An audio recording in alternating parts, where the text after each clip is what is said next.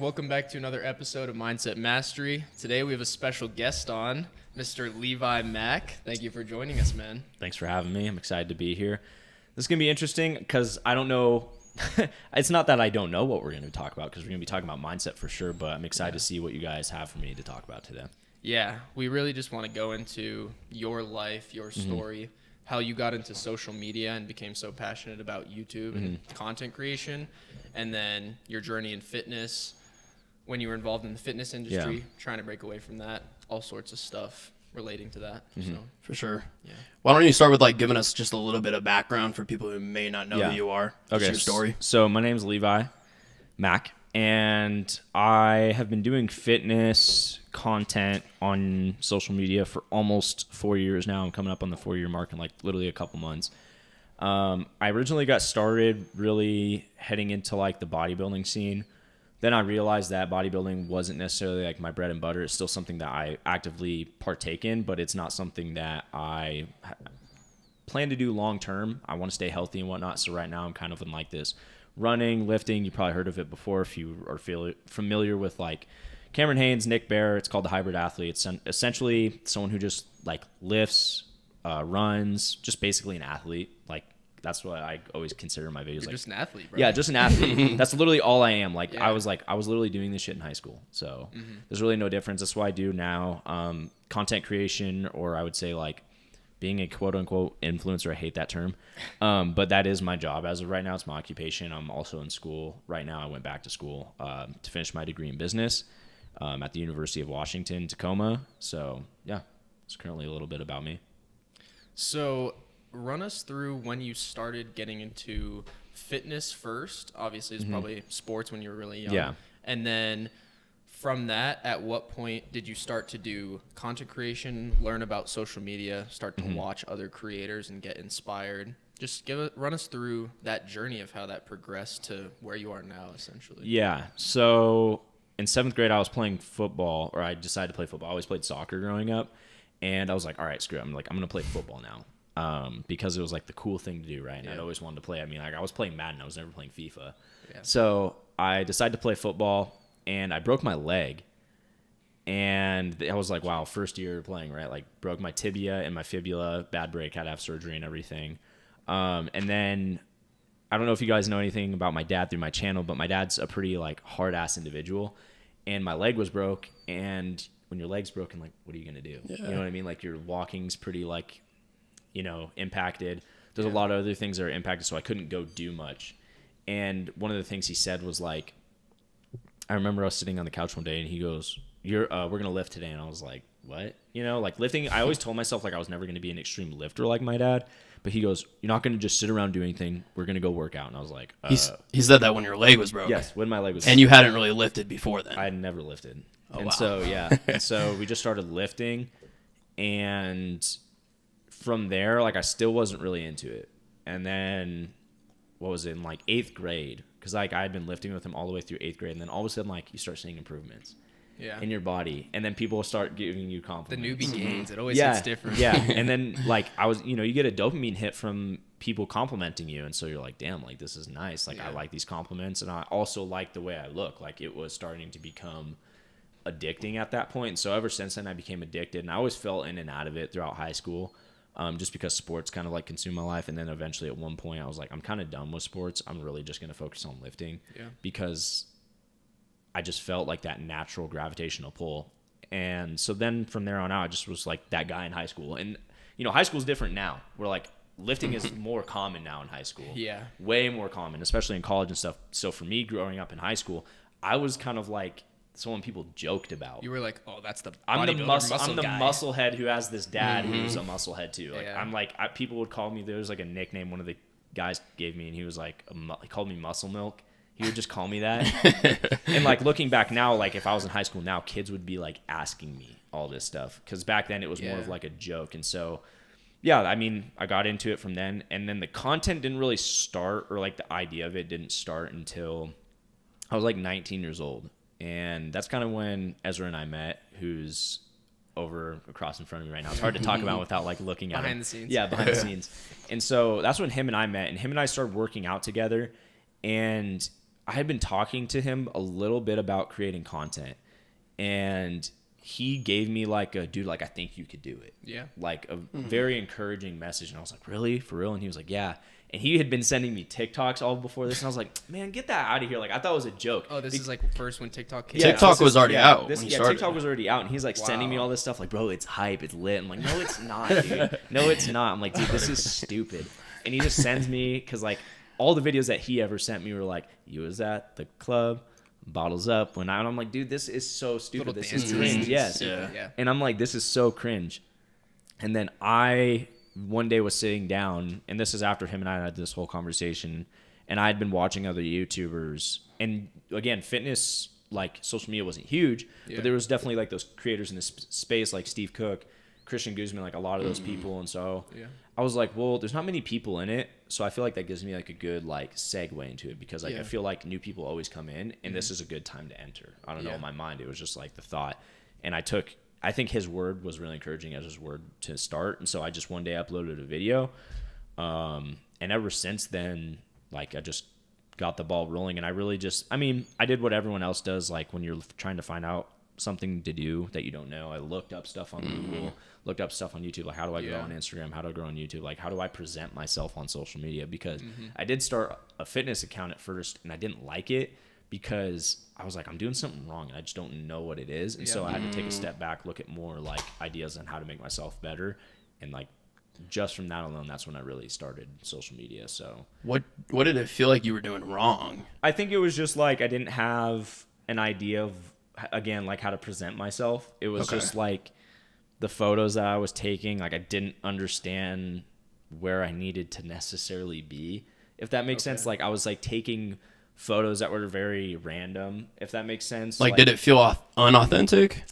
It just felt like I didn't know what I was doing. Okay. Does that make sense? Like so you were just posting like random pictures, and there was no like consistency, and people were just like, what is this guy doing on social media? Pretty much. It's just, like random stuff. Yes, it was just very random fitness things that were like not of high quality, in my opinion. Like for me, quality has always been huge, and I knew uploading, I was like, this just isn't quality. Yeah. And I'd always I should say this too, like I had a background in editing before I even decided to do YouTube. Like I took an editing class in high school, and I was addicted to it. Like I loved making cool montages, like because I'm a very emotional like individual, and so like when I see masterpieces of like artwork, I'm always just like, dude, I love being able to like feel and then create the feeling as well. So like I was also encouraged by that, because I had an editing background. So like as soon as I started YouTube, I knew like at least I had a foot forward in getting a video created. Yeah.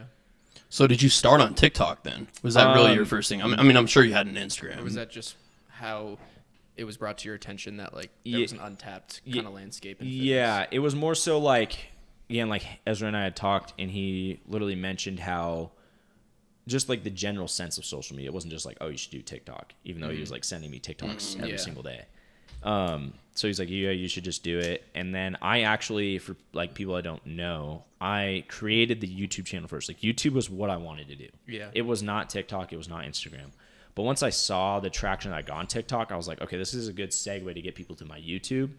And so that's why I even created the other social media accounts. Because originally I always told myself, and I told other people this, like I just wanted to do Instagram and YouTube. But obviously you have to, like I also have an entrepreneur mindset. Like wherever the competition's at, you got to be there too. Yeah. Got to change with the game. Yeah, 100%. TikTok at that time too, I think you were referencing like 2019, 2020, like just before and during COVID. Yep. So that's when you posted your first YouTube video, 2019. At that time, TikTok is the place to be, especially for fitness. Yeah. If you go there and you're posting quality content, like it was important to you, it was almost guaranteed that you got some sort of traction. But it was, can you get that from TikTok over to Instagram or over to YouTube, because those are so much more hard to grow on. But you definitely got in on at the right time. Looking back on that, do you feel like you wish you went about it a different way? Because I know your Instagram went to like almost 200K, and that's when I first started following you, was when you were on that come up. And then now it just seems like you've had some struggles with the Instagram, and you mentioned that in a story the other day, or I think it was a YouTube community post. There's a picture of your notes, and you were just talking about you haven't really explained why the Instagram has just been like the engagement is just weird. It's just like tanked, and I think that's because you're trying to take a different avenue. Yes. Do you want to go into that? Yeah, I'll briefly explain that because I don't want to go into it too much, but I'll go into it deep without going taking too much time, because this could take too much time on one topic. So again, I wanted to do this fitness thing before everyone else that we know now is doing it. Does that make sense? Like, I don't have a problem with other people wanting to do it. I think my problem is with people that don't provide value. Well, they don't go about it in. The difference is sometimes you have to take a hit on followers, engagement, people being like, oh my gosh, that's crazy, to be real. And you being real, me and him were talking about this yesterday. Yeah. It almost detracts from how much traction you can get the more authentic you are, because people, 100%. That's not the wow factor. No, it's not. But it provides so much more value than those people who are just posting, I don't know, say they're talking about like drugs or like Trent or whatever on their thing, and that's like their whole brand. Yeah, and that's where I like want to make a clear distinction that I'm not part of that, because that is something it didn't even exist when I wanted to do any of this. So there's that. And then going back to the whole Instagram engagement thing, so in 2020 was really when I was coming up. 2019, like, I started to get a little traction, but 2020 was like I caught on fire all of a sudden. And so the big thing is that I had found something that worked. And this sounds so silly, but it's true. Like, I'm not going to like avoid saying the truth of something that unfortunately sucks.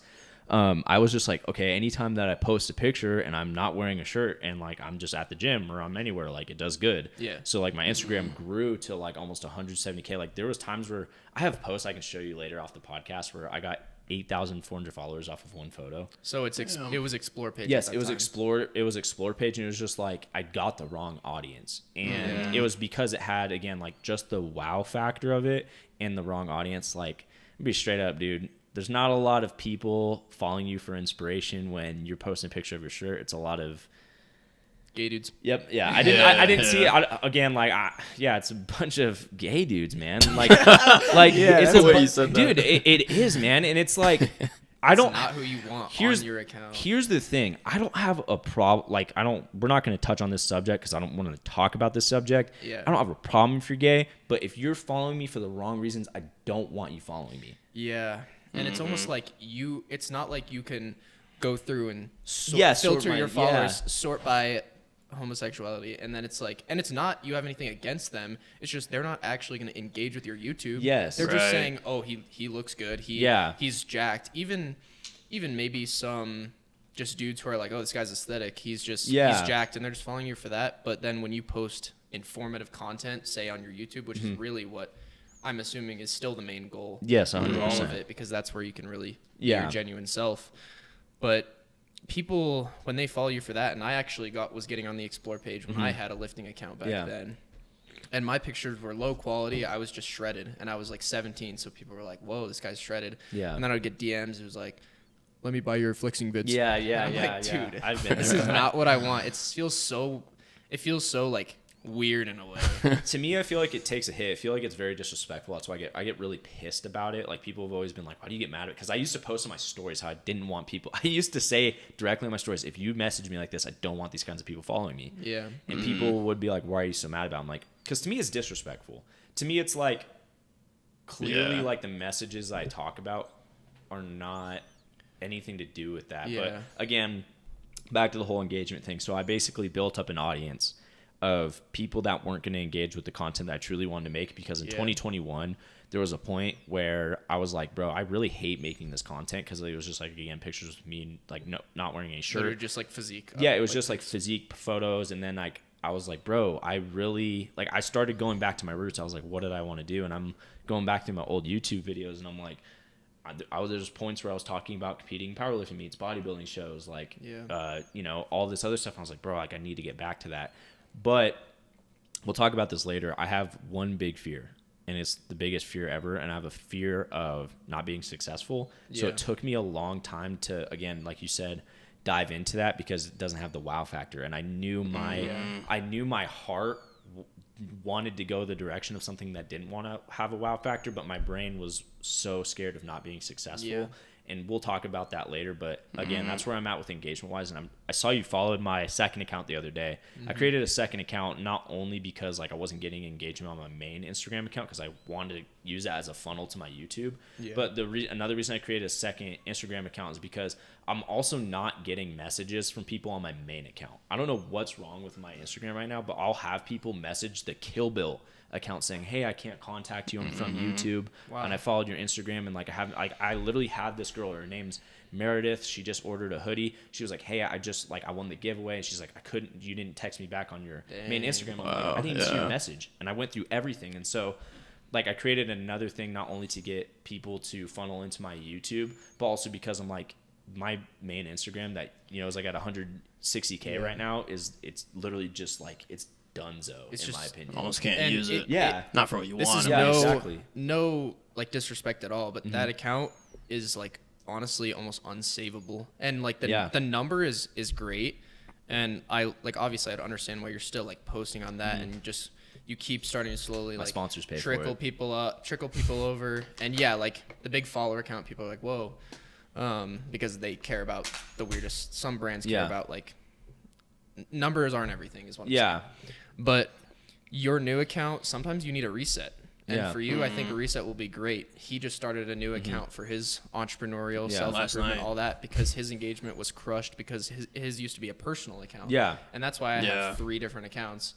I have a personal for like my friends and family from like high school and traveling.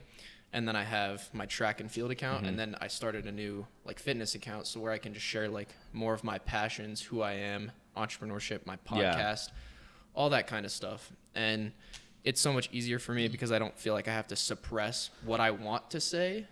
Because I bet you felt like that. You're like, if I talk about, it's almost like what you said, I know this isn't going to go viral. In even some of your YouTube videos, when you're just sharing your life, you're like, this isn't clickbaity. Like in a podcast with Devin from 7-8 months ago, something like that, you were talking about how you did like going into GNC and like trying to buy SARMs, and that just wasn't you. No, it wasn't. That just wasn't you. Calling me, going, "What the fuck?" Like I literally had people calling. Like my dad calls me. That day or the day the video comes out and goes, "Dude, this is not you." He was like, "Dude, it was funny, but like this is not you." Like, like if you know me, I'm an emotional individual. Like I gravitate toward anything that has emotion, and so like that itself just had a wow factor. Was it funny as shit, and did I have a fun time kind of doing it? Yes. But it wasn't like the message that I wanted to pursue. I think there's definitely something to be said where you can only force yourself to make a certain type of content for so long, and that's why these people who you see now are blowing up on TikTok or blowing up on Reels from doing like controversial or stupid stuff.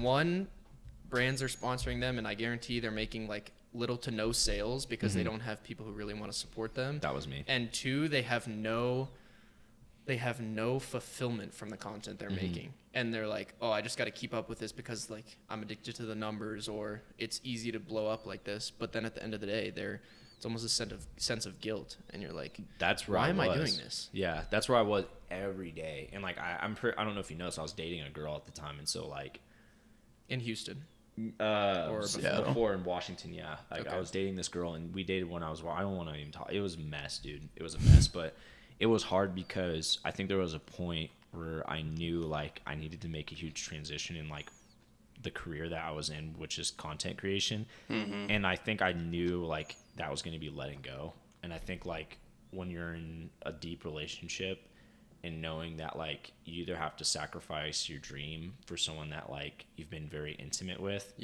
it becomes really hard. So I tried to handle all of that when I went to Houston, and that's why like I moved back. It became way too much for me to handle because I couldn't let go. Like there's that saying where it's like that Alex Hormozy talks about, is like you have a bunch of plates spinning on some like little sticks, and that was me. I had the relationship on one stick, I had the YouTube on one stick, I had a decision to make in transitioning on one stick, I had a cameraman and everything now in Houston that I had to support, I had all of these different things like bills, like regular things. And so and I'm in the beginning stage still. Like I've just been in the beginning stage for 4 years, and so like trying to spin all those plates, that's why I moved back, and that's where I've made the transition, and that's why everything that I've done now is restart. And like you said, and him and I talked about this the other day. Ezra, behind the scenes guy for everyone watching. Shout out Ezra. Yeah, shout out to Ezra. But him and I were talking about the other day. He goes, I think this is good for you that you made another account, because I think it takes a lot of stress off your shoulders now, knowing that you can make whatever content you want without having to like worry about if it's going to do good, if it's not going to do good. Because I don't know if you guys know about this. I don't know if you guys take any business psychology classes, but in business psychology, there's this term called psychological, or is it called psychological safety? I think it is. And essentially it's when, like, in business, you feel safe enough to use your creative ideas because you don't feel like there's going to be any backlash. So essentially what I'm trying to get to at that point is I didn't feel psychologically safe in the way that I was creating content, because my creativity wouldn't spark off, because I would always be thinking about this isn't going to do good. So an idea would come to my head and I'd be like, well, what if that doesn't do good? And so I didn't feel psychologically safe in the area where I was with like the 160K account and like the TikTok account, even that was at like 600K. Like I did not feel psychologically safe in those positions, because I was like, dude, the only way my career continues is if I continue to post this bullshit kind of content that I don't want to post, and I feel guilty every single day doing it. And so him and I having that conversation has been good. And I'm pretty sure you saw that notes thing the other day. I took a break recently because like I needed to understand, like, if I'm going to continue to create content, how can I do it without trying to force myself again into a locked position? And I've realized, like, I'm just going to throw my faith in here. And I've realized, like, the only way I can do it is, like, let God in and stop trying, for me at least, to be so controlling over my content. Because it's nice, like I said, to have the psychological safety aspect of the business thing where you feel psychologically safe enough to post anything that is of you that's creative, instead of, like, keeping yourself in a box. That's a hard spot to be in, because like what was working for you, and correct me if I'm wrong, but what I hear is what was working for you just isn't what was fulfilling you. But 100%. when something's like working for you, you know, and you build it up to that many followers, and you know, people recognize that, you know, people congratulate you, you kind of get a sense of like identity around being that person. And so to ditch that and then become someone new when you don't know if it's going to work, and you have something that is working, and to go back to step one and then build it up again with the unsurety of if it'll work, that's a really hard spot to be in. I think that's where I've been vulnerable on social media and gotten away from the wow factor, because I realized at this point in life that I lived the wow factor, and now that I've unlived it, I start to think to myself, like, it's not even worth it. Like, it's not even worth it. Like, there was months where, like you said, like, going back out, something was working. Not only was the accounts growing, everything else working, but there was months where I was making like $8,000, $10,000 a month until I give that up. Followers or money? Money. Okay. I was making like $8,000, $10,000 a month. So like, and through for anyone who's wondering, through the fitness industry or whatever you want to say, that's pretty good for your age. What are you now, 22, 23? I'm 23 now, but 23. I was making that at 21. Is this so that's mainly through supplement? It was just through like all these sponsorships. Social media in general. Which is a good income for. It was super good. You know, that's enough that people can buy a house and shit. So like, to give that up too, you know, and I've recently learned that. And again, I love referencing Alex Hormozy because he's become such a huge inspiration in my entrepreneurship journey.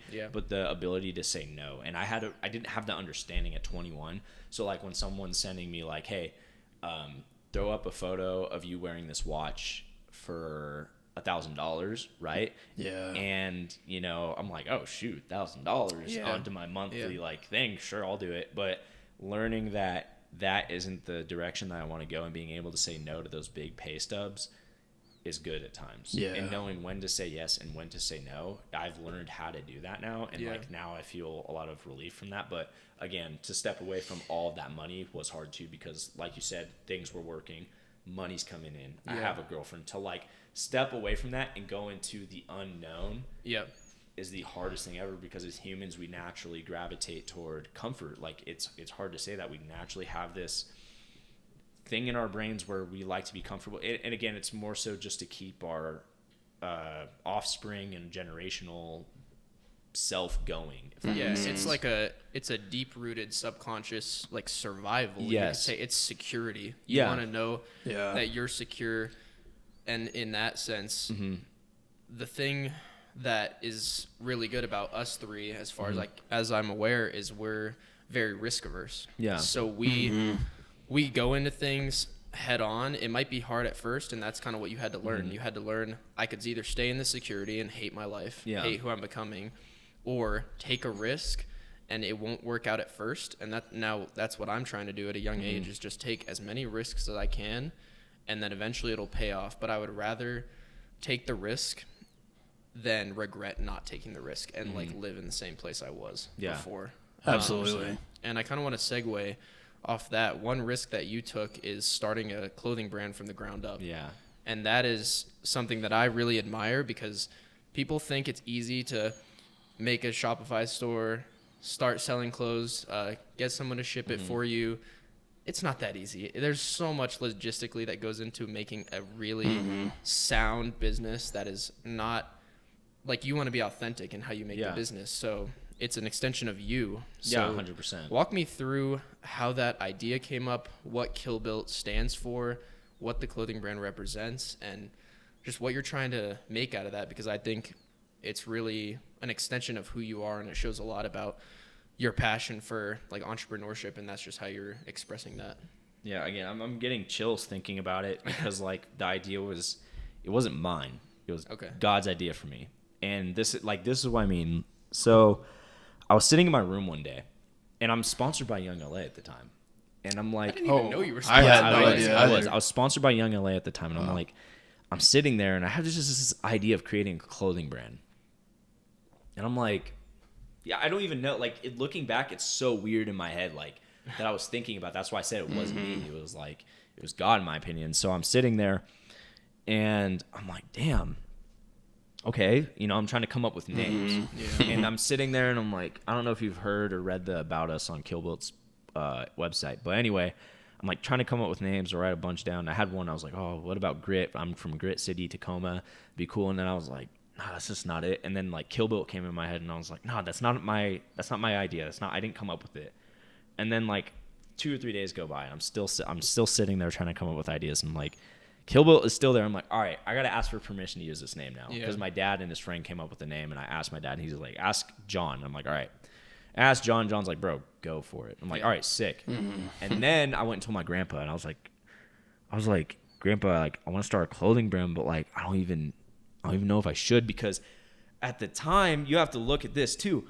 My socials are not going anywhere. And I'm like, why would I create a brand when things aren't going well? Because your engagement is already like so low. You're like, who's going to buy this? Yeah, 100%. Like, there's a bunch of doubt about it. And I'm like, dude, why create this? And I'm telling my grandpa about it. And he puts his hand on my shoulder, and he goes, look, I want you to just pray about it. Okay. I'm like, all right. And I walked to his house that day, and I walked back to my house. And I'm walking back to my house, and I'm just like, all right. I prayed. I was like, I have no idea how to start either. I think the biggest thing that was holding me back was like, I didn't even know how to start. Like, how do you get samples? How do you get, like, how do you get like these specific things embroidered? You have to build out a website, a social media, advertising. Yeah. How do I do any of that? And so I pray about it. I'm like, God, like, should I start this? And I guess like the answer, I didn't even ask for a specific answer, but I knew that the answer would encompass something where I needed information, because like if I didn't know what I was doing, you needed like direction. Yes, like something to guide us. And so I'm pretty sure you've maybe seen this guy in my story, but I start going to the gym.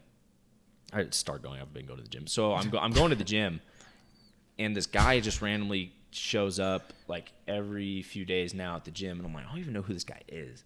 But all of a sudden, like, he's showing up at the gym. Who is this guy? I'm like, whatever. You're always like out. You're always trying to like. It's like he's probably like super cool, but I'm just gonna be bigger than him. Yeah. You're trying to be probably stronger. Yeah. You're playing that with him in your head. And one day I'm putting my stuff away, and he comes up to me, and he actually knows one of Ezra's friends named Chet. And he comes up, he's like, hey, I know you know Chet, and you guys have mutual friends, and I've heard about you, blah blah blah blah blah. And I'm like, oh, sick. And he's like, I'd love to get a workout one day. I'm like, all right, cool. A couple days goes by, and we schedule a workout, and we're talking. He's just like, oh, dude, like, I followed your social media, it's huge. And he's like, I messaged you the other day on social media, and I look at it, was like a super heartfelt message about Houston and stuff, and like, it was really nice message. And we're talking. He's like, well, what are you working on now? And I was like, well, dude, like, I was like, I haven't even told anyone this, like, outside of like my family. I was like, I want to start a clothing brand. I just have no idea where to begin. He's like, he's like, bro, I have a whole clothing brand. Like, I know exactly what to do, manufacturing. I was like, wow. And I was like asking him like, well, how do I get like this? And I was wearing a shirt. I'm like, how do I get this patch? And he was like, oh, well, you just do this. And I'm like, oh, okay. And then I'm like, well, how do you do this? And he's like telling me every single answer. That's God's sign. Yeah. And then I was like, all right, I got to start it then. And so I started it. I've been in the unknown. Now that I know what to do, it's like, well, why did I create this? And now it's faith now at this point. Now you're trying to get the brand like awareness out there. Yeah, now it's awareness. Like I think what some people try and do is they try and scale it and like make it huge and go crazy on promoting it before there's any like substance to the brand or groundwork. And I think that's what's one thing that's promising about your brand is you have an authentic foundation. You've already seen, you know how to grow on social media and you know how to get in front of people's eyes. And like you have that experience and you're not starting it to become a millionaire. Obviously, like we all love money, but at the end of the day, it's more like a passion project as far as I'm aware. Yeah. I would say like just because with how easy people realize e-commerce has become, like people start all these brands and like don't have like an actual meaning behind it. Whereas like I knew that I wanted to have meaning behind my brand because as I've talked about, like I live with a mental disorder and I developed it over a year ago now. And during that time, like I can't explain how bad it is. Like I don't want to talk about it too much because like this isn't a psychology podcast, nor is it like a trauma podcast, but we'll briefly say this. I would rather Luke Combs said this on a podcast with Joe Rogan. So like what I live with when I'm not on meds, is so bad to the point where like if someone killed my family, right, my entire family, like I had no family left. If someone killed my entire family and they either had the option to go to jail or live with the OCD disorder that I have, I'd rather them not go to jail and just live with the disorder I have. That's how bad it is if they kill my entire family. So that's how bad it is. And so I guess the point I'm trying to make with that is like my message and deep rounded root in my clothing brand is that life is going to throw you unfair things. And like living with that disorder is a very unfair, like I look at it as an unfair circumstance. Like I used to not have it and like living the life and seeing how fortunate I was before living with it. And then now I'm like, I have to find a way to live with it. So like now my whole message is like, life is going to throw you some shit and you have to decide like, am I going to continue to try to better and continue my life? Yeah. Or am I just going to let this thing rule my life? And like letting it rule my life wasn't an option. Was it instant that you kind of in your mind flipped like, how do I combat this? Or did it have you down for a while? It had me down for a really long time until I think one day I just sat there. Like obviously the meds help a lot, like with just having a sound mind. And so like, I think it wasn't the meds, but it was just the thought. It was like, dude, either you wake up every single day and let this thing just win, you know, because like I'm like, dude, I'm so young, like this can't be it. You know what I mean? I'm like, this can't be it. And so I was like, that's when I don't know if you guys have seen, but like I signed up for a powerlifting meet, bodybuilding show, and a half marathon. And that's all I was like, honestly, F this. Like I'm gonna go show myself that like life can continue. And after I did that, I was like, that literally brought me back to like reality. And I was like, okay.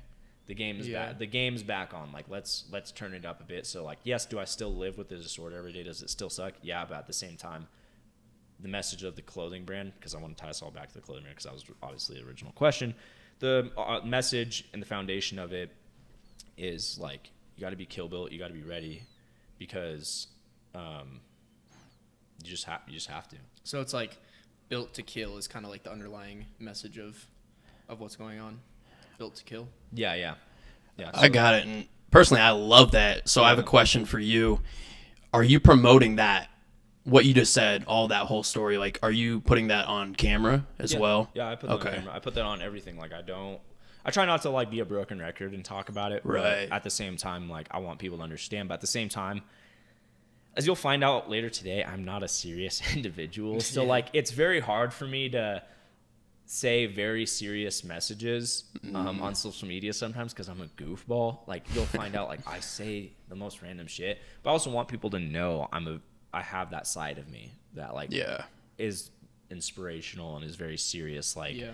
I don't want people to think that I'm just like some goofball. I want people to understand that like I have a story, because at the end of the day, that's what I'm here to do. I'm here to inspire you. Like, do I want to make you laugh? Do like I want to be funny at the same time? Yes.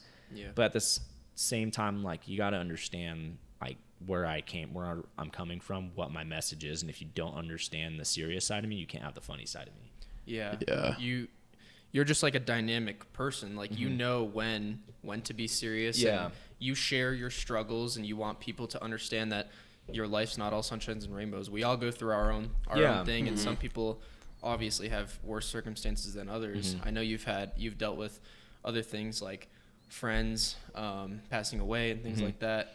You've been through a lot. Yeah. But you still find a way to show that positive side of you and shine through. And some people might say, oh, that's a coping mechanism. And maybe it is in a way. Maybe to get through those hard times, it's somewhat you trying to bring your humor through. But at the same time, it's just you have these great sides of you, these fun sides of you. But at the same time, there's a lot more than people see on the surface sometimes. Yeah, 100%. And that makes you who you are, like the sum of your good and bad experiences that like makes up who you are as a whole. Yeah, without those experiences, like I wouldn't be who I am. So like now, for example, like one of the things now that I have like a way different like thought and input on life is like when, like for example, when my friend died, I went into this super serious mode. Like I would like all of a sudden, like my friend, you know, it was recent. We're talking like less than a year. He killed himself. So it's like I went into this mode, and it's funny because it was so recent where I was like, screw this, like I'm going all in. And I was kind of miserable because like I knew at the same time, like, man, like being serious sucks. But so you just like kind of like shoved it to the side, and you were like laser focused. Yeah, I was like laser focused. Like I like didn't not only want to think about it, but I was also in my head like, I'm going to do this for him. And then I realized like the moments in time that we shared in life were never serious moments. It was laughing. Yeah, he would want you to live your life in a funny way. Yeah, enjoy your life. Yeah, like every moment I have of him, I think all of the memories him and I ever talked about was being goofy, was being silly. Yeah. And so like now that I look back, I'm like, dude, this guy would never want me to live the way that I'm living. So like, he'd be like, stop being so uptight. Yeah, so I think one of my character traits now, which has been great, is like, even though I'm able to talk about the serious things, because I thought for a while, like, okay, my life is serious, like I gotta show people the bad side. I realized like through his death that like when things happen, like you got to find a way to just continue to be yourself. Yeah. I really resonate with that, like everything you said, because I recently also had like, well, in the past couple of years, had two buddies pass away that I grew up with, one from a motorcycle accident and the other a suicide. But I resonate with that because the same thing happened like as soon as I found out, you know, and everything happened. I was like, all right, I'm dedicating like every day, like I'm doing it for you. Yeah. You know, like I'm not going to let myself fail because it's unfortunate that you don't get to still be here today. Yeah. And you kind of have that time where you're like super serious and like dedicated and everything. But then you got to kind of see it as it is, you know. And then also how you said that, you know, like things happen to you and it's how you react to it. And that really resonates just because I dealt with like a ton of trauma and stuff when I was younger. But now the perspective that I have now is just that I'm really grateful for it. Yeah. Because the only reason I am who I am today is because of that. We talk about that a lot. Yeah. Yeah. Like things like that happen when you experience loss or even great times of joy in your life and you say your family's all together. My sister recently got married and just seeing that day of such joy. I was at a funeral 4 days before I was at a wedding, and it was like a very low and a very high, and I was like, wow, life is crazy, honestly. Like life, you don't even know what's going to happen. You never know when your last day is, as grim as that may sound. You have to live appreciating every single moment, appreciating the people around you and the relationships. And that's been my biggest theme of like 2023 is just fostering relationships, having deep conversations. Like me and it started with me and him just really having conversations like this. And then as soon as you messaged me, I was like, dude, I have to take this opportunity. This is huge. Like, I've been like telling my parents about it. I'm like, this guy's like so cool. He's just like, he's like really popping. I would say like, I said like he was really popping like on social media at one point, but like he's so underrated and he's just like a really authentic guy. And I think just even trying to build a relationship with you, like a new friendship, is super important, because you never know, first of all, what doors may open through knowing that person. And then second of all, it just gives you another person to have perspective on life. Right. And yeah, just relationships are so important. And even with business, everything is networking. It's about who you know, how much you trust other people that you're working with.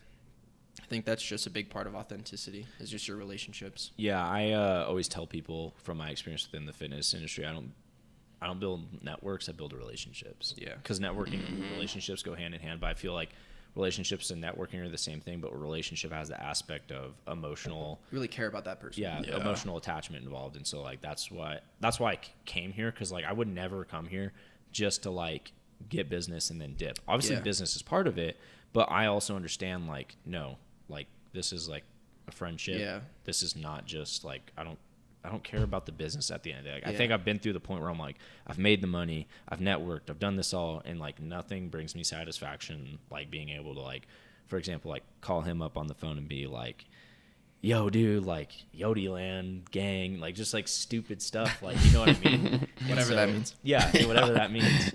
So it's just that kind of stuff, and so being able to do that is huge, you know. Yeah, and if you only cared about networking and business per se, I wouldn't be on this podcast. Yeah, that's what I was about to say. And that's just keeping it real. Like, we have 30 subscribers. We have 30 subscribers, and our biggest one is like 300 views. That's good. And I mean, that's just from like random organic reach on YouTube, but we're not doing it for like money. We have no monetization involved in this. But the fact that you were willing, just by knowing me through social media vaguely, and you were already coming to Colorado, and you took the time to drive all the way down here from where you were staying to do this, that just really shows that you really value like genuine, like authenticity. Yeah, totally. And like, we really appreciate you coming on. Yeah, I It appreciate means a that. lot, because we're just starting out, and to have a guest as experienced and impactful as you, because I don't think like followers and that stuff really matters essentially, but just who you are, it means a lot for you to take a chance on coming and doing this with us. Yeah. Because we just like having conversations with people like you. Yeah. So, Yeah. I mean, it's been great. Like, to segue into this, because like I feel like this is a good like point to talk about this, because you talked about authenticity and like being able to do this. So in my experience, I think, again, like, we all have things that happen to us who make us who we are. So when I was starting business and stuff like that, like, obviously, like I said, that I was a part of the fitness industry. Like, I tried to rope myself across from that. Now, one of the biggest things I had happen when I was trying to grow was reaching out to people who were in it, but also had their heads up their ass. Yeah, and so networking is like, people are usually in it for the money. Yeah. When it's in the fitness industry, and I'll let you continue. Yeah, so like, when you reach out to me and you like ask like, hey man, do you want to be a part of this? Like, I want to help people. I don't want to like, I don't want to just gain something off of it. I want to help people. Like, I'm not looking to gain anything. Yeah, you want to Does see that make people win. sense? You want to see the people Yeah, I want around to see you people win. And so, like, for example, when I was in the industry and like I would message people and try to like do this with them or like message them, like, I'm thinking like maybe they want to see me win too. And I can't tell, like, I never actually got a response from anyone that I tried to collab with. Like, I'm gonna just say that, like, I'm just gonna say this flat out. I don't even give a damn, honestly. And I hope you guys don't. I'm unfiltered. Is that cool? What I say right now? We don't give a damn. Yeah, I know. We keep it. Keep it real. All right. There's this person out there named Isaiah Miranda. This dude messaged me, straight up messaged me in 2020 when him and I were on the come up. I remember him and I, two names were just like two names that were coming up at the same time. Like, people are always telling me like, oh, I see you and this guy on my page. See this, you and this guy on my page. I'm like, all right. Bro reaches out to me and goes, hey, would you want to collab one day? And I'm like, yeah, bro, for sure. Like, I'm not thinking anything serious of it. Yeah. I'm like, yeah, bro, for sure. Like, let's do it. Damn.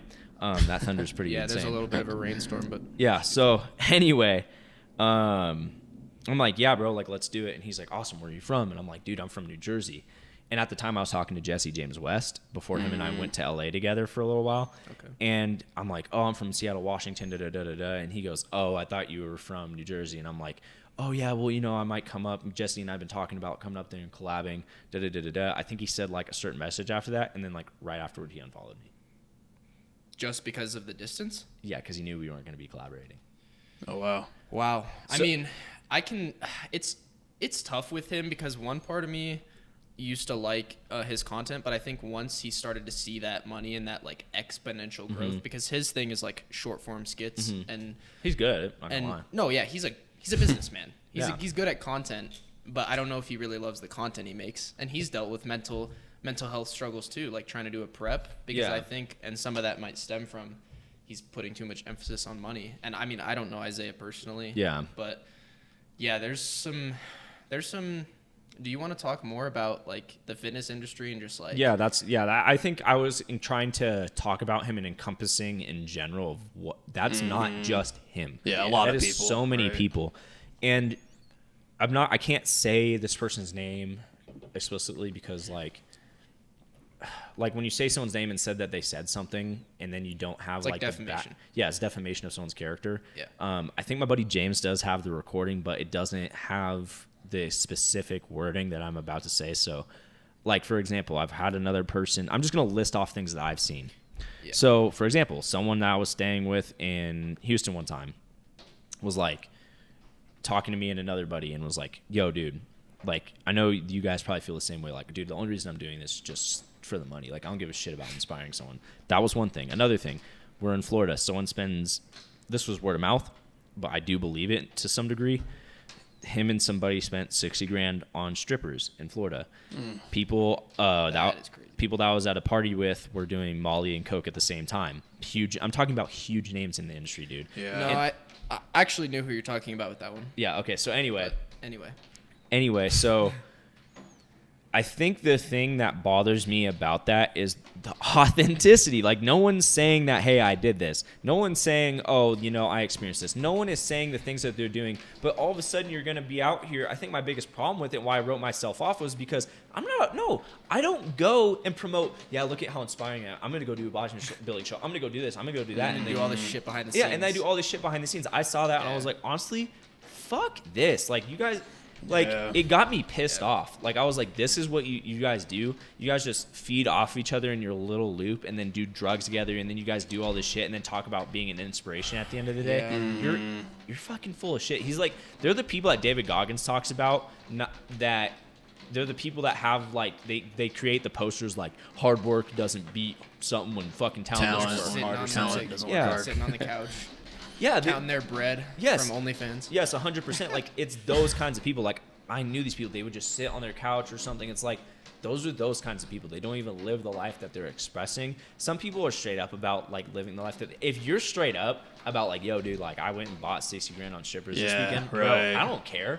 Do what you want as long as it's you're... your life. Yeah, But- as long as you're authentic about it. But don't spread a message and act like you're this inspiration to people and Yes. say you need to live this way. This is why I've been successful. And then behind the scenes, you're stacking bread, like essentially using your followers or whatever, your virality, To live this life to live a off-camera. lifestyle Yeah. that no one knows about, and they think you're this role model, but Yeah. when in reality you're A piece of shit. I'm gonna use the Yeah. restroom real quick. I'll be right back. All right, guys, welcome back. We took a quick break. Now we're gonna go into what Levi's doing in athletics, or I Yeah. guess just being an athlete. You have a lot of different hats that you wear: business owner, Yeah. athlete, YouTuber, Mm-hmm. content creator. Just so many different College things student. that you. Yeah, college. That's the one I forgot. I was thinking of the other one. Just balancing all that. How do you find time or prioritize time to work out? Because I think that really positively affects my mental health. Yeah. Like if I don't work out for a period of time, I get a little bit foggy, a little bit less productive. Mm-hmm. And I know that's a huge part of your life. What's your main focus as like being an athlete right now? Being an athlete, so it's like I still need to work out every day. Or once heard something from someone, they're like, always keep your health in check, because like if you don't keep your health in check, everything else will just fall down. Yeah. So for me, that makes the most sense. Like obviously I balance a lot, but I feel like what keeps me balancing that stuff is the fact that I do work out, if that makes sense. Like it keeps me clear headed, so like I'm more able to work out on that. Yeah. Because I hate when people are like, so sometimes you have to let go of training to like do this. And I'm like, no, because I watched my dad do that with his business, and my dad lost like so much weight, and he was super stressed out, super angry person. And I'm like, yeah, dude, if you would have just prioritized lifting and let work go a little bit, you probably would have been a much happier individual. So I think learning from that experience with my father.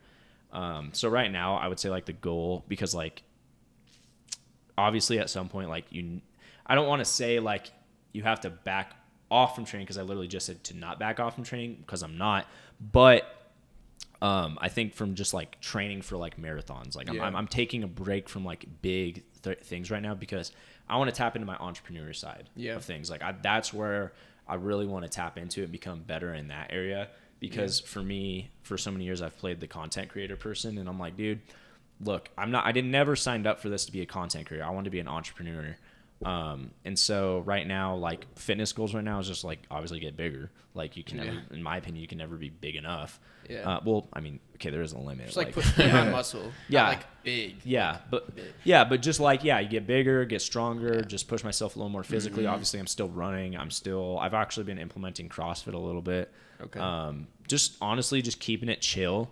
That's my like way of saying I'm chill. It's like a maintenance phase. Yeah. But you're obviously still trying to like better yourself, get stronger, have fun in the gym, but you're not trying to put so much pressure on yourself that you can't dedicate most of your mental energy to the business. Yeah. Being flexible. Yeah, pretty much. Yeah. Like learning to be flexible, not so rigid. So like, that's just where I'm at with my training right now. Yeah. Sometimes I feel like I need just like a mental deload, honestly, in the gym. And that doesn't even have to be like stopping to go to the gym or going to the gym less days a week. It could just be, okay, I'm going into the gym just to get a pump or just enjoy my workout, just do a couple exercises and then leave. You don't have to maybe train as intense or crazy. Obviously, most of the time you want to be bettering yourself, training hard. Like I love training hard, but sometimes I just need to kind of take my foot off the gas and be like, if I go hard every day, like you'll burn out. Yeah, no, 100%. And that's where him and I were literally talking about.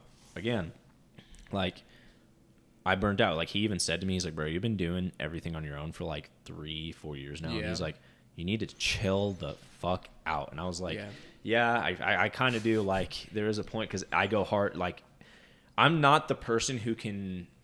It's funny because some people call me a half-asser on certain things, and it literally just comes from my parents. But I think they only say that when it's like, for example, not my bed, I always make my bed, but for example, like something I left a little dirty, and they're like, man, you half-ass clean that. I'm like, dog, like I put all my mental energy elsewhere. That's why. I feel that. But so just learning necessarily to not, like you said, train to the point in everything that I do where I'm mentally exhausting myself.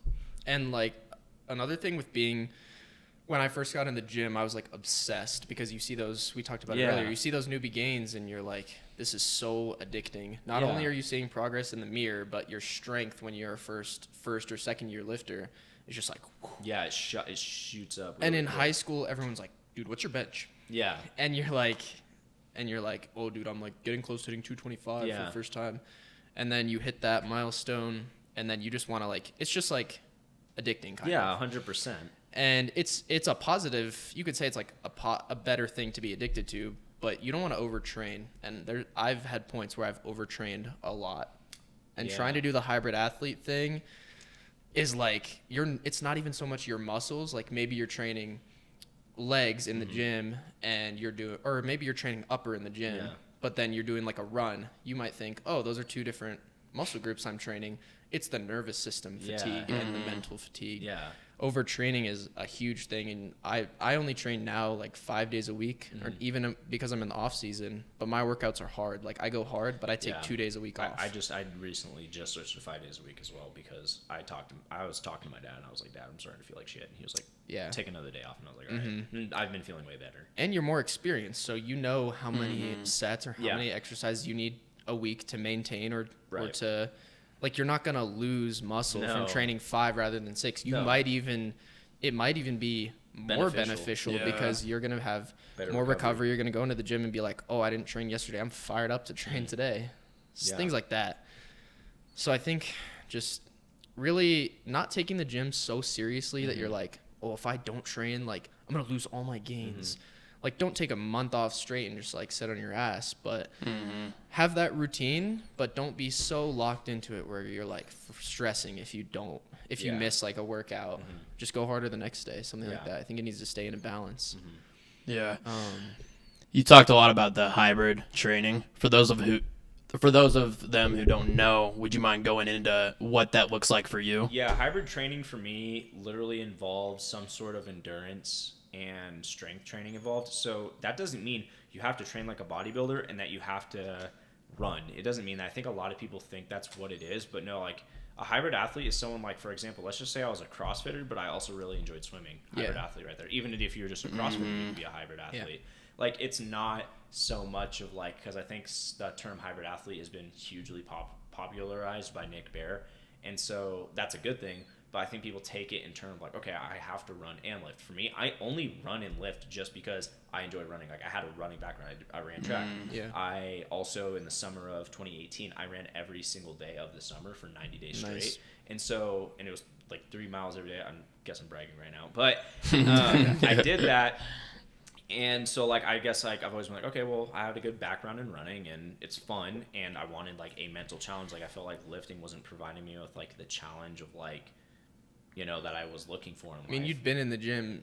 There's a point in the gym where you get to not so much a physical plateau, but, like, a mental plateau. Yeah, like, obviously, there's always more to learn, but once you become pretty knowledgeable in the gym, you're like, okay, this gets kind of boring sometimes. Yeah, like when you just train straight for so long. Yeah, like I think I was looking for like that next level. Like I think at this point now, where like I get stronger, I do this, like it's exciting, but I think it lost its excitement because like I've gotten stronger before. I've gotten stronger again. I've done this. Like I've been doing it for so many years that I like those dopamine hits, those climaxes that I get from you know, getting a new weight or changing my physique, getting bigger. They're not as big because like it's literally like, for example, when you scroll on your phone, the first time you open your phone, for example, this is science, like your dopamine's at its highest, but like after 4 or 5 scrolls, it like comes right back down. And then let's just say you try to go back on your phone 5 minutes later, the hit's not as big as it was the first time. And that's the same thing with like lifting is like I needed something that was going to get me. So like whenever I run now and like I see that like, oh, I did a 5K in under 20 minutes. Ooh, I'm right back there. Yeah. So it's just one of those other avenues where I feel like I can push myself and find something else while still doing the main thing that I love. Yeah. Mm-hmm. Do you run on the same days you lift? Like, how do they intertwine? Yeah. So, well, there's one day that I don't, and it's like Sunday. I call it Sunday sevens, and so like I run like a 7-miler on Sunday. And the reason I do that is just because like for me, 7 miles is like a perfect balance between a lot and not too much. So like I can always like, let's just say someone's like, for example, I have a buddy named Rory who I literally talked about with the clothing brand. He's the type of motherfucker that he hit me up one time. We were going to Eastern Washington in June, and he goes, hey, do you want to bike all the way from here, basically all the way across our state? Wow. And I want to be like in shape to do something like that. Yeah. And so like I stay in shape for that. So I do run on one day that I don't lift, and then I run another day on the day I do lift.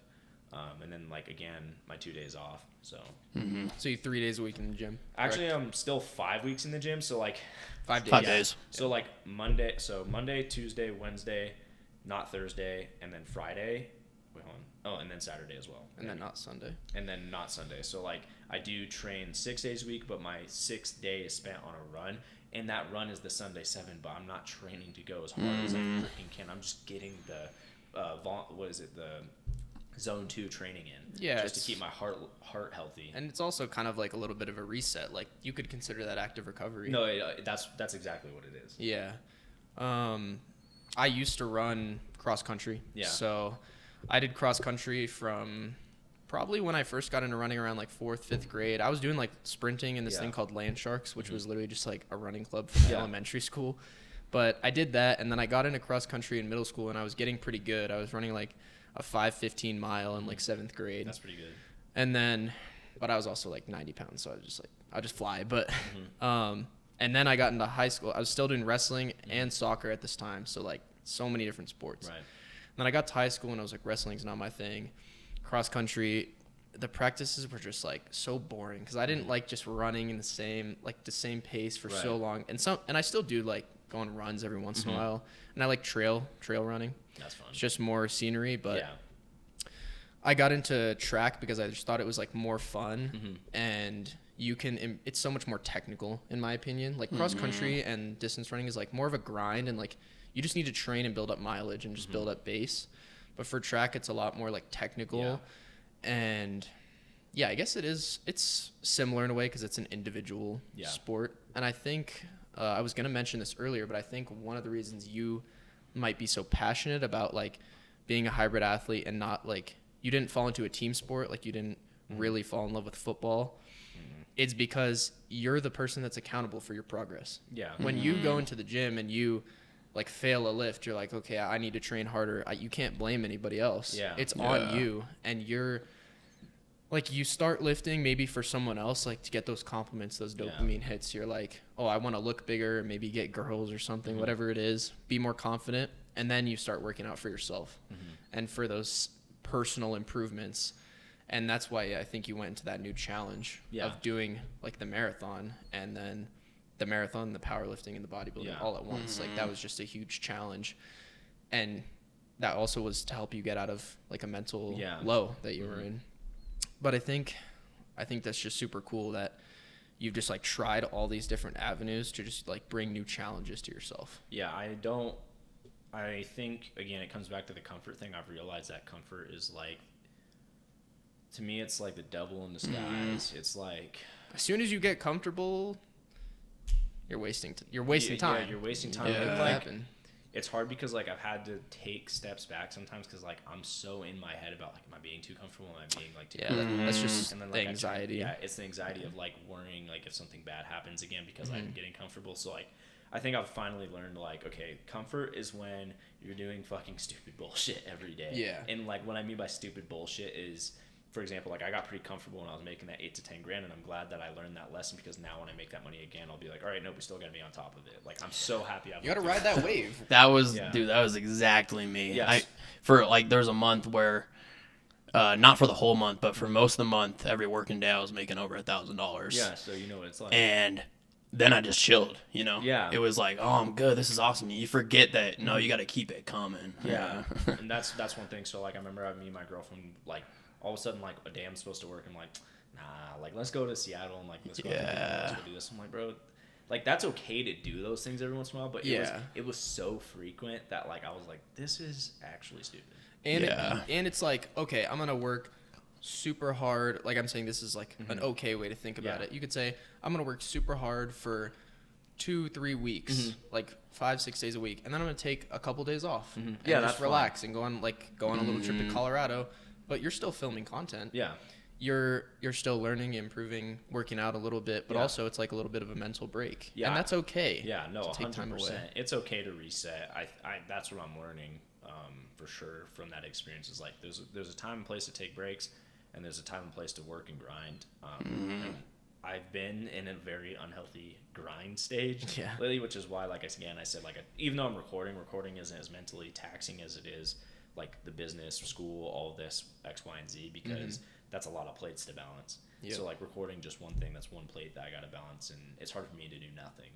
So. Yeah, it's just because people like us, we always want to be working towards something. Yeah. And we have goals in mind, and for us, it's kind of what fulfills us. Yeah, for us to just like sit around, it's comfortable maybe, but it's almost like I could be doing something right now. It's not like yeah, because you said it's comfortable, but it more drives me crazy. It's comfortable in the sense that like it might be relaxing for like a day, but then the second day you're like, I can't even enjoy this because I like should probably be doing something. So I think it's just because we hold ourselves to a high standard. Yeah, so it's like a good and a bad thing. I would say like, because I think this is something we had talked about before we got on the podcast. Because like I want to introduce, like hopefully this is like a learning lesson for you guys. Because like I would hate for you guys to either go down one of these paths that I've been on, and for anyone watching too. Because him and I, Ezra, the unspoken guest right now, behind the scenes, we were talking about this the other day. So, like you said, it's good to have high standards because it keeps you working at a certain pace. But I've gotten to the point where, as some people I'll probably have seen, I've gotten to the point where that standard is unhealthy now. Like, I've gotten to, here's my breaks, here's everything else. Like, my breaks aren't even a priority. And so, here's like an example. It was like kind of what you mentioned with the gym earlier with like some days like you have to just go in there and enjoy yourself. For me, I've beat myself up in my head. Like, for example, I'll be in my head like, here's an example him and I were talking about. I will be with my family at dinner.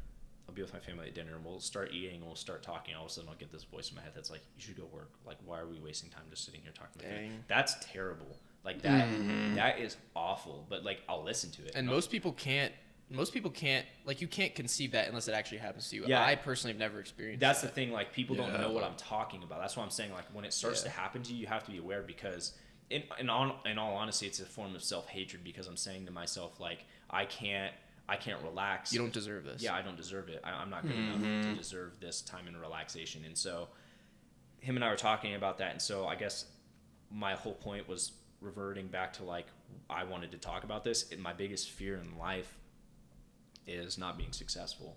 Yeah. And learning to understand that my success has nothing to do with my character. Yeah. And so I guess, like, my advice to everyone watching and you guys for this point of the video, we can keep expanding on it, is like, if life, or if you're in a current circumstance, let's just say, for example, one of you guys is in a position where you are working hard, you are doing this, but for some reason you're having financial struggles, and, like, you're having to, like, live at home, or you're having to, like, live in, like, a really shitty neighborhood because, like, your work isn't paying off. Like, entrepreneurship sucks. And that's why, because sometimes we hear about those stories about people, and, like, your circumstances aren't defining you.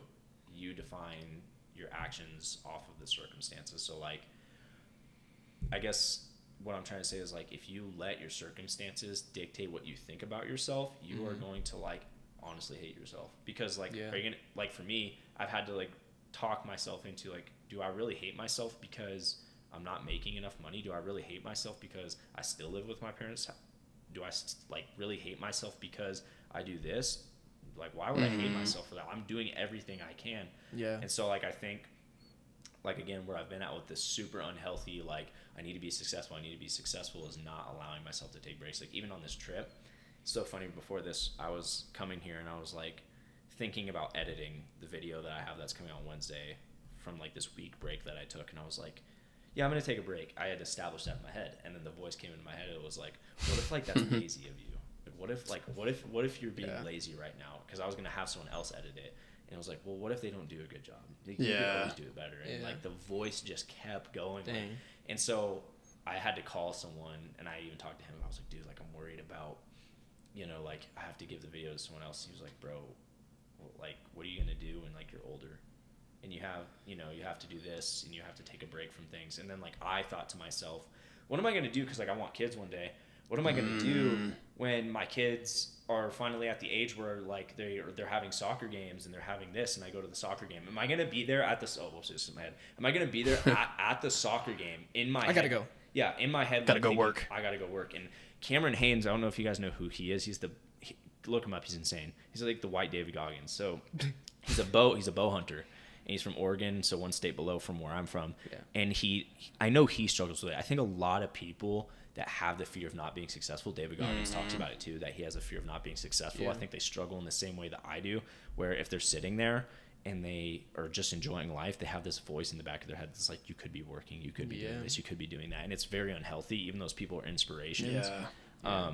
So, for example, Cameron Haynes in his book, Endure, which if you guys want to read it, I strongly suggest. It's a really good book. I mean, it's Amazon's bestseller. Into the Rich?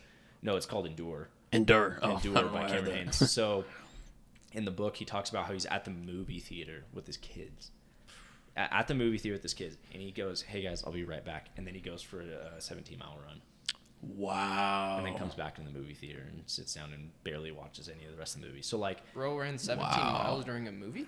Dude, I don't... In under 2 hours. We'll like that Titanic or something. I mean, he must be like this marathon? Yeah. Okay. We're talking a guy who's ran 250 miles. Okay. Yeah. So, like, he could easily do it within a movie time, I think.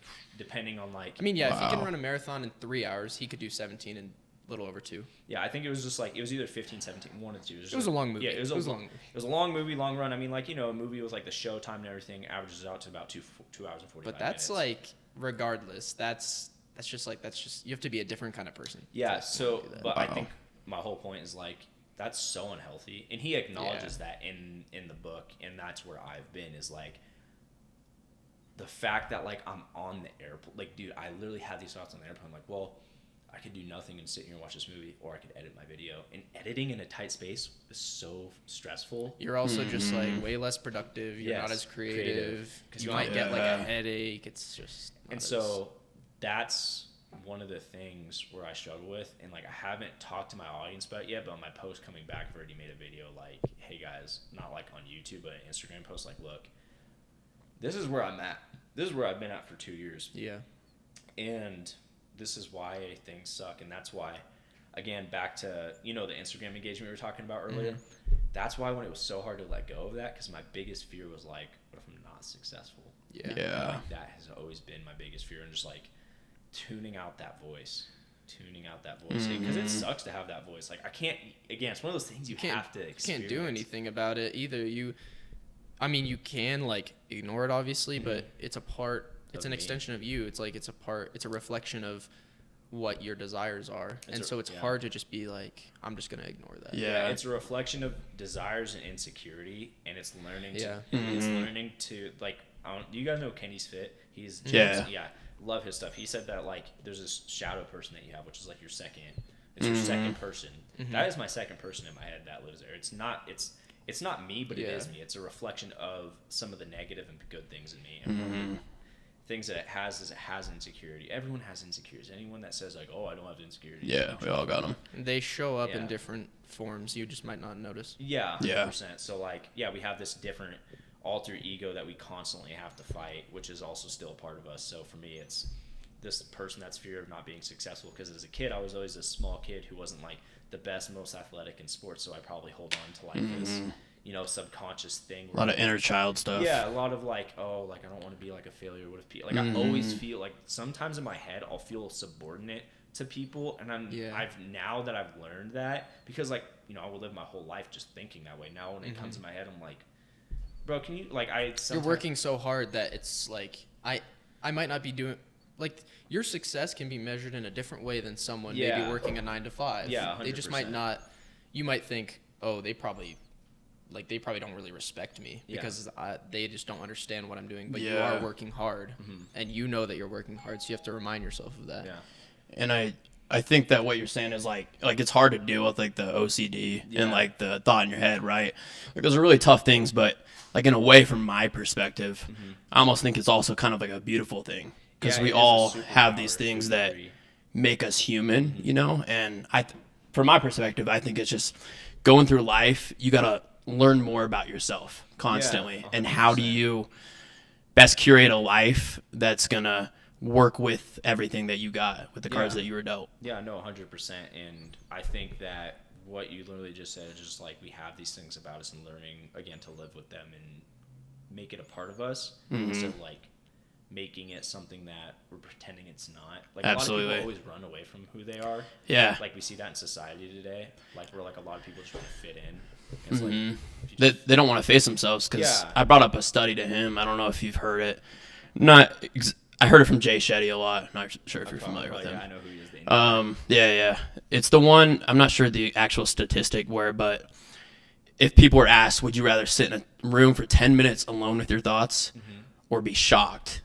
And more than 50% of people said they'd rather be shocked, because most people, they can't. Because when you're alone with your own thoughts, that's when you really start going through yourself and learning about yourself. Yeah. And most people can't even do that, which is the sad part about it. Yeah, that's weird, because I'm like, oh, like, I'd rather sit in the room. Like, I think I've done that so much. Because for me, that's where all my growth comes from. Exactly. It's from being alone. It's like inner reflection. Right. It's reflecting, but most people don't do that in their own lives. And because it's hard to face yourself. It really is. Yeah. What we talked about after that was, I brought up the fact that I think we live too much in other people's life. Yeah. And that's why you can't sit with yourself, because when you're scrolling social media or watching YouTube videos all day, you're living in this person's life, this person's life, this person's life, but you never are actually just like living your own life. Yeah. You're like living through them in a way. And it's good to obviously have people you look up to, but I think if you consume too much content, like for some people who have like, 10 hours of screen time a day. Crazy. Or you're always just like watching TV, like you don't even ever have time to think like, I'm really alive. I'm my own person. Yeah. I have my own life.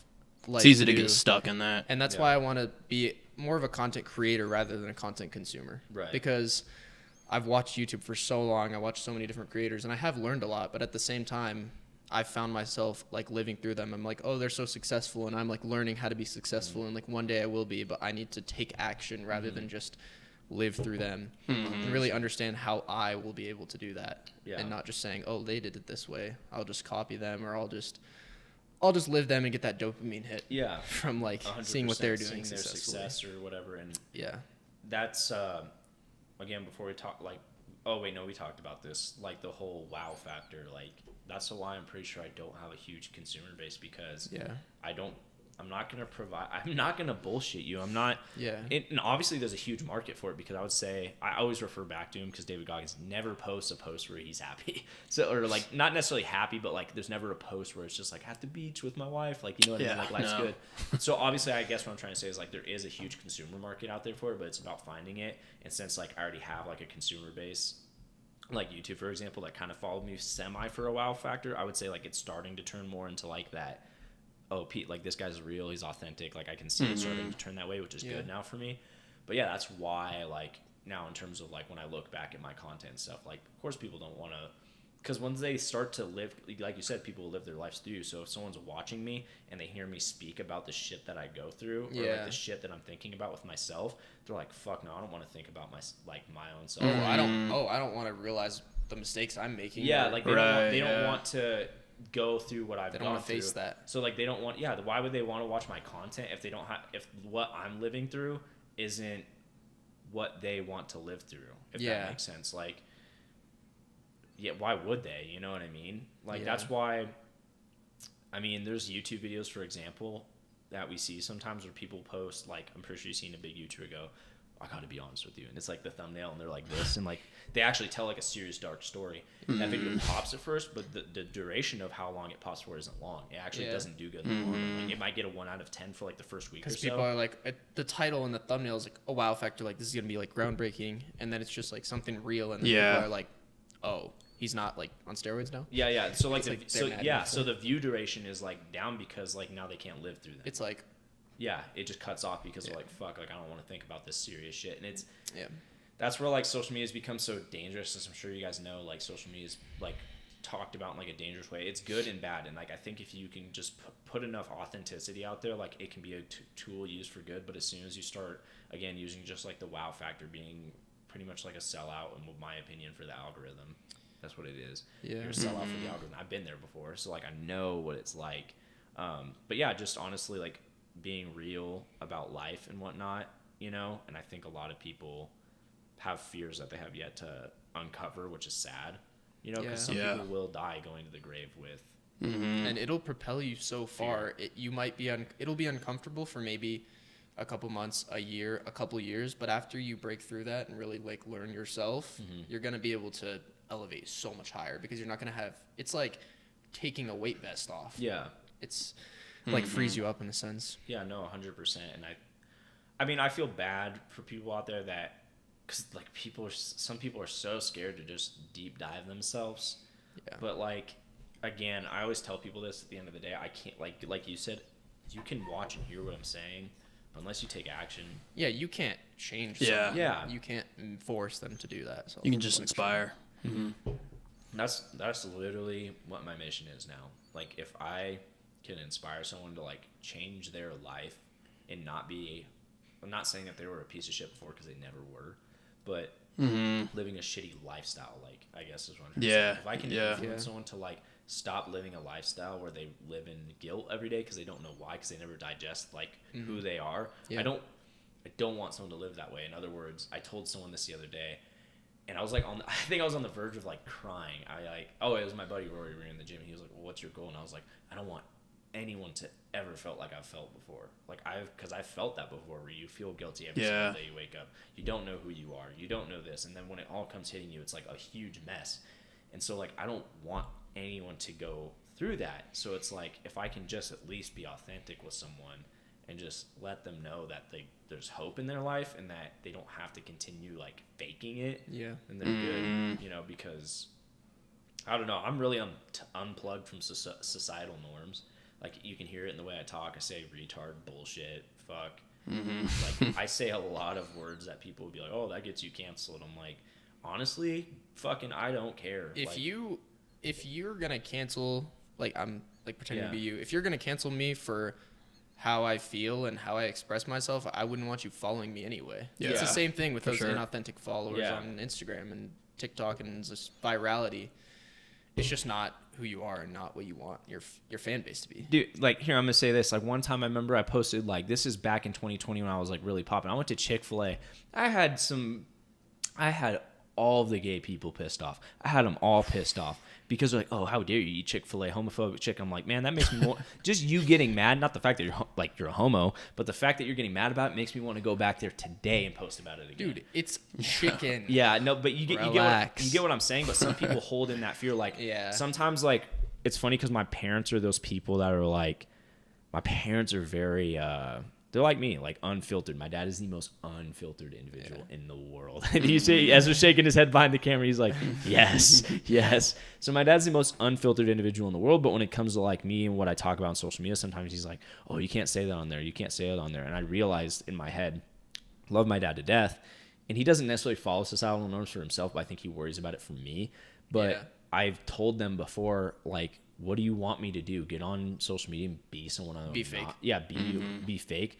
Like, there's been times where I've said retard in a video, this, and that. And I'm like, honestly, if you're going to be offended to that, like, you shouldn't probably watch my channel because if you know the context I'm saying it in, you know it's not offensive. Yeah. And also, like, I think another thing, too, is cursing. And a lot of people are like, oh, you're a Christian. And a societal norm about like Christians, for example, is like, oh, like, don't they not do this? Don't they not do that? And like, for me, it's like, well, you don't really understand that we were already born into sin. We all do this cursing. We all do this stuff. Like, we're not perfect. Yeah, I think it's a thing. Perfect. And so like, I love my grandfather to death, but he's even said something like, oh, like, you're cursing on your channel, but you also state you're a Christian. But then I told him, I'm like, well, am I supposed to tell my audience that I'm perfect? Yeah. You know what I mean? Yeah. So like, I think just because that's also fake. Yeah, that's also fake. Like, I'm not a fake individual. And so like, again, I think this really comes full loop with like just authenticity. Really, like, at the end of the day, being yourself is like freedom, and most people don't live a free life. And like, again, I want people to live a free life. Like, that's all I really want for people. And I think it really starts with watching authentic people. And that's my goal. That's why I don't like the fitness industry. That's why I'm even here today on this podcast, is just because like, I'm an authentic individual. I've been through experiences, and like, I don't want people to live a bullshit made up fairy tale fucking life, because even as you guys see in the media, people promote a bunch of shit that keeps people out of reality and stuff like that. Like, oh, I identify as a fucking cat. Shut the fuck up. I do this, I do that. Like, we promote, and it's not just that aspect of things. Like, that was an extreme of like taking out of reality. But another example is like, for example, in like poverty neighborhoods, you know, these kids that watch basketball players, right? They're like, that's their only inspiration, is like, oh, I want to be the next LeBron James in a poverty neighborhood, right? Well, the percent chance of you becoming LeBron James is 0.0000009%.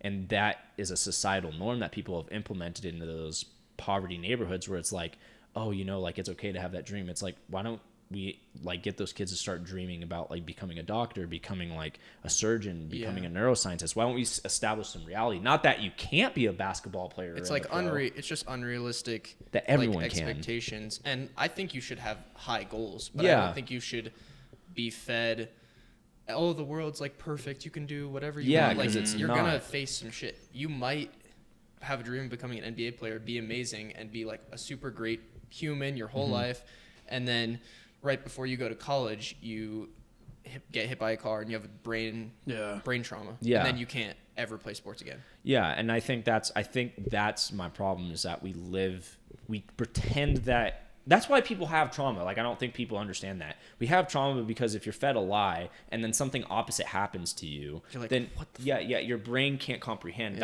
So I'll bring up this study really quick. Or not a study, but this is a lot of the times I wondered when I was developing OCD, and because I had no idea what was going on with my brain.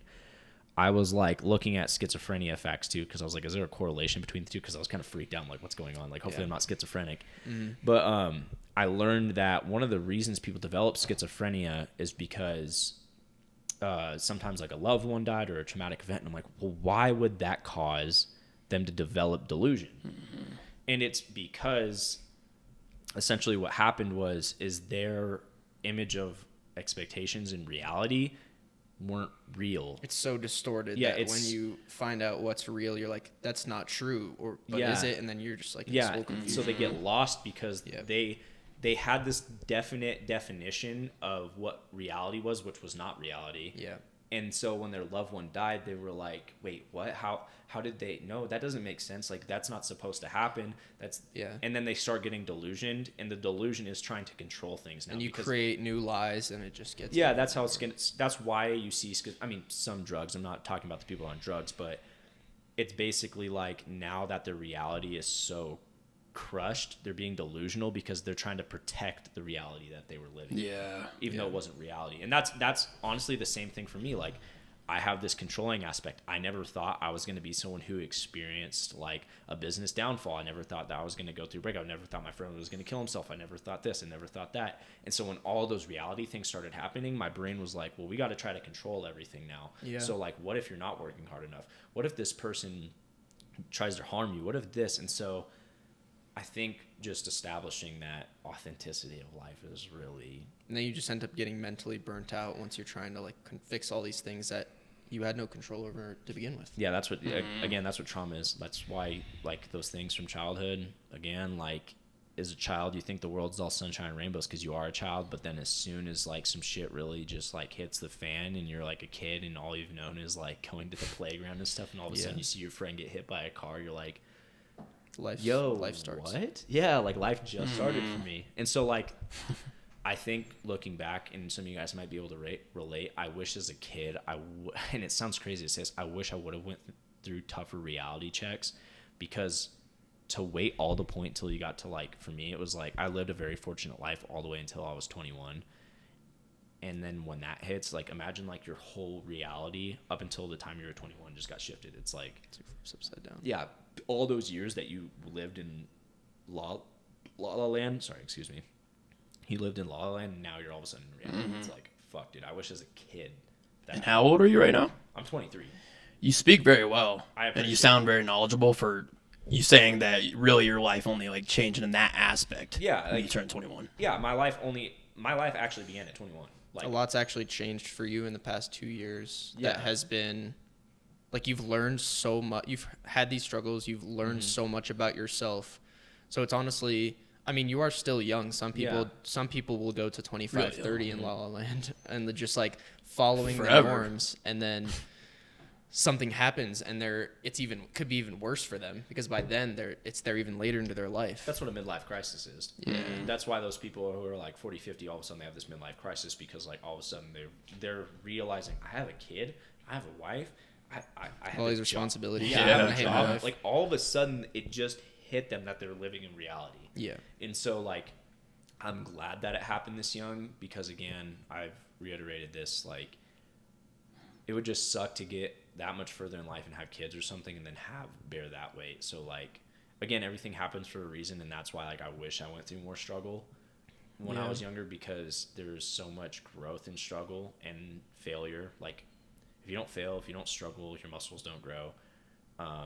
If you fail to like water a plant, it doesn't grow. Like, I mean, it's just a fundamental fact of the reality that we lived in. So, honestly, at the end of the day, like, I that's what I really wish, and that's again, like why I got into running too, was like I wanted to be mentally tough, and like your brain doesn't know the difference between pain outside that happens to you and the physical pain that you experience. Like, it sends the same receptors, the same message. So I realized, like, okay, if I can run to the point where like it hurts so bad that like I don't want to like move anymore, at least like when I go through life now, if I do lose another friend, if I lose my dad or something, I can go, that You sucks. have a pain tolerance built up, and you can just handle it better. Yeah, exactly. Yeah. And that's, again, I always reference David Goggins because I love that dude. Me too. I can't lie. People would be like, "You're a dick rider." Fuck, dude. I'll ride David Goggins' dick. I don't care. No homo. But at the end of the gets day, behind the camera. Yeah, that's like, crazy. But you get what I'm saying. dude, who's gonna carry the boats, bro? Yeah, no, for real, and the logs. But you get what I mean. Like, if you're gonna call me a David Goggins dick rider, sure, call me that. Call me that all day. You know what I mean? Like, dude, that what I said was so sus. Obviously, I don't mean it, but you get what I mean. You get what I'm saying. Like, no homo. Yeah, but I reference him a lot because he's someone who, lives in reality. Yeah. Can't Hurt Me is top 3 books for me. Yeah, it is. It's a great book, and like it's someone who lives in reality, and that's why a lot of people hate him, and that's why again people probably hate They him. might think he's corny, but he really has gone through some shit. Yeah, too. And he's probably saved people's lives. He's probably saved hundreds of people's lives. Yeah, I know. So you can he's knock changed him. mine. You can knock him, but for sure. you can knock him, but that's just your personal experience with him. Yeah. Some people, for example, or like Dawson, for example, like me personally, I haven't consumed a ton of his content, but I want to read his book, and like you don't know how that might have affected someone else's life. Yeah, 100%. Even if it's one person, like you can't just say, it's all opinion based. It's all subjective. Yeah, it is an opinion at the end of the day. Last thing I wanted to go into before we wrap up is one short-term goal for the end of 2023, so like short to medium term, and then one long-term goal, so over the next couple of years that you want to accomplish. And you don't have to go super in depth, but so the next few months, like I want to stop being controlling, and that's a very individualistic goal. Yeah, because by me not being controlling, that's when I can begin to help other people. Yeah. Because being a control freak is saying that I know what's best for everyone, even though you don't. It's like basically I want to humble myself in these next 6 months, and for the next couple of years, which can only be fueled by this the short term goal is I want to move somewhere and hopefully get all my friends on board, which is a crazy thought.